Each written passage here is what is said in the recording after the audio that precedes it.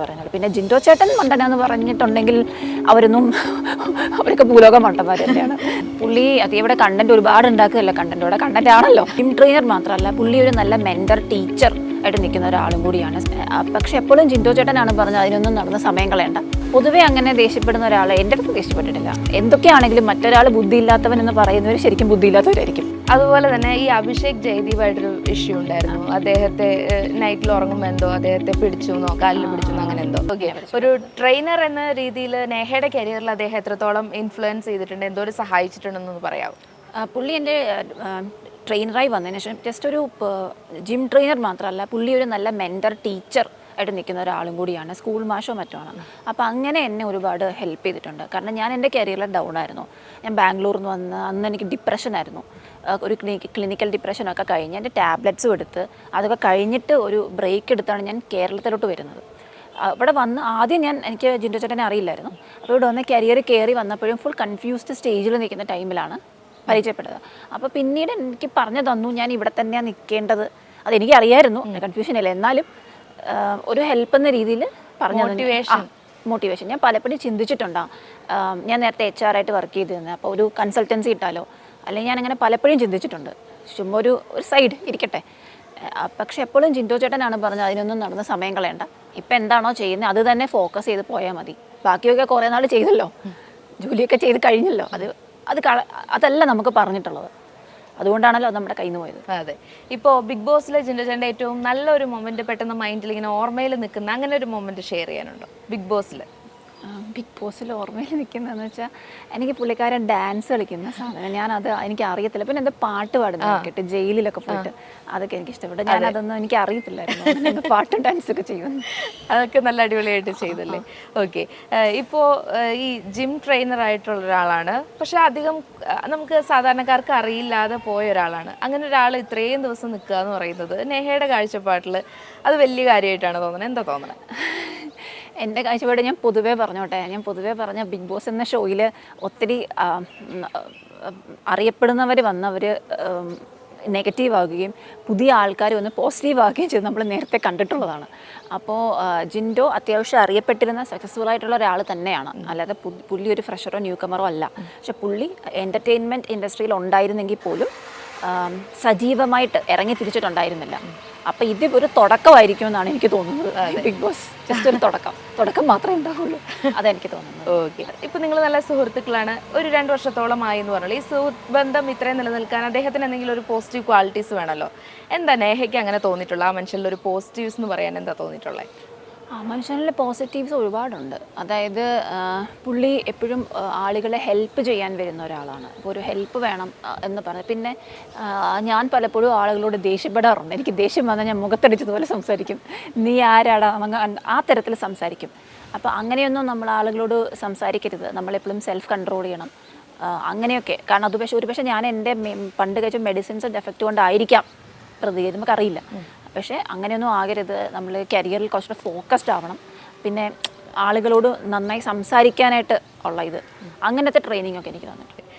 ഈ ജിൻഡോ ചേട്ടൻ അത്യാവശ്യം ദേഷ്യപ്പെടുന്ന ഒക്കെ ഒരാളാണല്ലോ. അപ്പോൾ ഇങ്ങനെ ബിഗ് ബോസിൽ ദേഷ്യപ്പെട്ടൊക്കെ കാണുമ്പോൾ എന്താ തോന്നിയിട്ടുള്ളൂ? ട്രെയിനറായിട്ട് നിന്നിട്ട് ഇത്രയും ദേഷ്യമില്ലല്ലോ പുള്ളി, അവിടെ എന്താ അത്ര ദേഷ്യപ്പെടണം അങ്ങനെയൊക്കെ തോന്നിയിട്ടുണ്ടോ? ദേഷ്യപ്പെടുന്ന എവിടെയാ കാണിച്ചേ? ചെറിയ ഇപ്പം അടി ഉണ്ടാകുമ്പോഴാണെങ്കിൽ ഇങ്ങനെ ദേഷ്യപ്പെട്ട് ഇങ്ങനെ ചെല്ലുന്നുണ്ടല്ലോ. ഇപ്പൊ ഇന്നലെ തന്നെ അഭിഷേകിന്റെ ഒരു എപ്പിസോഡിൽ ടിക്കറ്റ് ഫിനാലെ ടാസ്കിലൊക്കെ അങ്ങനെ ചെല്ലുന്നുണ്ടല്ലോ. ആ ഒരു ദേഷ്യം ഞാൻ ഇതായിട്ടേ കണ്ടുള്ളൂ.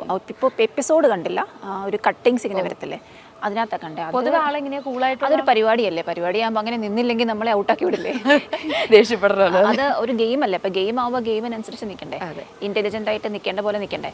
പൊതുവെ അങ്ങനെ ദേഷ്യപ്പെടുന്ന ഒരാളെ എൻ്റെ അടുത്ത് ദേഷ്യപ്പെട്ടിട്ടില്ല. ഇപ്പോൾ ബിഗ് ബോസിൽ തന്നെ അവിടെയുള്ള കണ്ടസ്റ്റൻസിന് പലർക്കും ഒരു അഭിപ്രായമുണ്ട്, ജിൻഡോ വെറും മണ്ടനാണ്, പൊട്ടനാണ്, പുള്ളി കാണിക്കുന്നതൊന്നും ആളുകളിലേക്ക് വലിയ കാര്യമായിട്ട് സ്വാധീനം ചെലുത്താൻ പോകുന്നില്ല, അയാളിങ്ങനെ നിൽക്കുന്നേ ഉള്ളൂ എന്നൊക്കെ ഉള്ള ഒരു അഭിപ്രായമുള്ള കണ്ടസ്റ്റൻസ് കൂടെ തന്നെ ഉണ്ട്.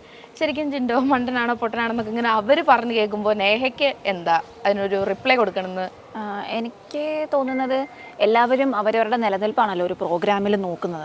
അപ്പോൾ അവരവരുടെ നിലനിൽപ്പിന് വേണ്ടി മറ്റൊരാൾ പൊട്ടൻ മണ്ടൻ എന്ന് പറയുന്നതാണെന്നാണ് എനിക്ക് ഫീൽ ചെയ്യുന്നത്. പിന്നെ മറ്റൊരു കാര്യം ഉള്ളത്, എല്ലാവർക്കും നമ്മളെക്കാളും ബുദ്ധിയുണ്ട്. നമ്മളിപ്പോൾ എങ്ങനെ മറ്റൊരാളുടെ ബുദ്ധി ഇളക്കുന്നത്? ഇപ്പോൾ എന്തൊക്കെയാണെങ്കിലും മറ്റൊരാൾ ബുദ്ധിയില്ലാത്തവൻ എന്ന് പറയുന്നവർ ശരിക്കും ബുദ്ധിയില്ലാത്തവരായിരിക്കും. അല്ല, അങ്ങനെയുള്ളവർക്കൊന്നും ഒരു അവരുടെ സ്ട്രാറ്റജി പക്ഷേ തെറ്റായിരുന്നു.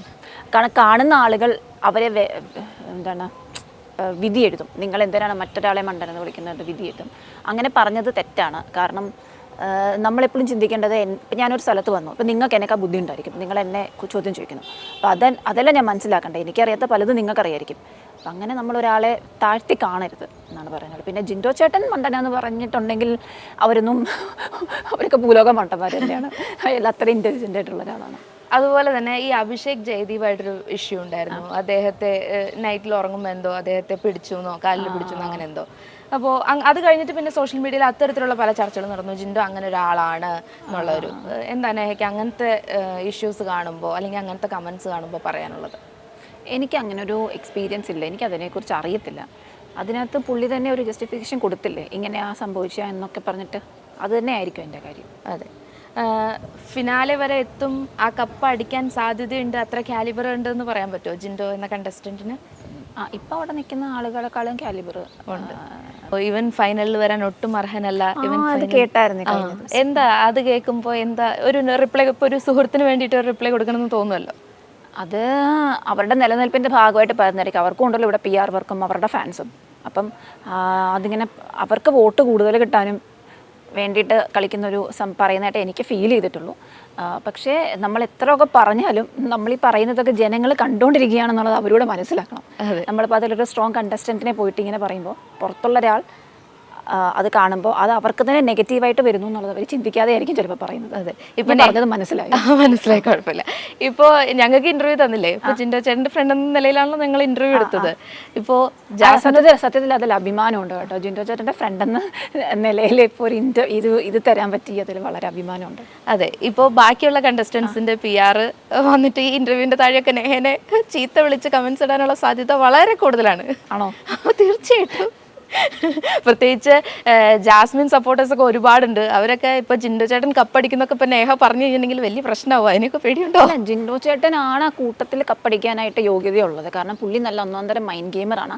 പിന്നെ പുള്ളി ഭയങ്കര ഇൻ്റലിജൻ്റ് ആയിട്ടുള്ള ബ്രില്യൻ്റ് ആയിട്ടുള്ള ഒരു വ്യക്തിയാണ്. ജീവിതത്തിലും ബിഗ് ബോസിൽ മാത്രമല്ല ജീവിതത്തിലും ഭയങ്കര ബുദ്ധിയുള്ള ഇൻ്റലിജൻ്റ് ആയിട്ടുള്ള ഒരാളാണ്. അപ്പം അങ്ങനെയുള്ള ഒരാൾക്ക് അതിലവിടെ സർവൈവ് ചെയ്ത് പോകുകയെന്ന് പറയുന്നത് നല്ലൊരു കാര്യം, ഈസി ആയിട്ടുള്ളൊരു കാര്യമാണ്. ബാക്കിയുള്ളവർ അവർ നമ്മൾ വായ്ത്താളം അടിച്ചാലും നമ്മൾ കൂടുതൽ വർക്ക് ചെയ്യേണ്ടത് നമ്മുടെ ബുദ്ധിയും കൂടിയാണ്. അതെ, ഇനിയിപ്പോൾ PR കളി മറ്റുള്ളവർ ഇതാക്കി പറഞ്ഞതല്ല. എല്ലാ കണ്ടസ്റ്റൻസും അവരുടേതായ സ്ട്രഗിളിലൂടെയും എല്ലാം കടന്നു വന്ന് എല്ലാവരും നല്ല അർഹിക്കുന്നവർ തന്നെയാണ്. അതൊന്നും ഞാൻ പറയില്ല. പക്ഷേ കൂട്ടത്തിൽ കണ്ടല്ലോ വെച്ചെൻ്റെ ഫ്രണ്ട് ആയതുകൊണ്ട് പറയുന്നതല്ല. അത് നിങ്ങൾക്ക് സോഷ്യൽ മീഡിയയിലെ സപ്പോർട്ട് വേണമെന്ന് തന്നെ മനസ്സിലാവും. ആളുകൾ എപ്പോഴും സാധാരണക്കാരെ ഇഷ്ടപ്പെടുന്നു, സാധാരണയായി നിൽക്കുന്നവരെ ഇഷ്ടപ്പെടുന്നു. അപ്പോൾ അങ്ങനെ കുറച്ച് പോയിന്റ്സ് കൂടി ഇതിനകത്തുണ്ട്. അടിപൊളി, താങ്ക് യു.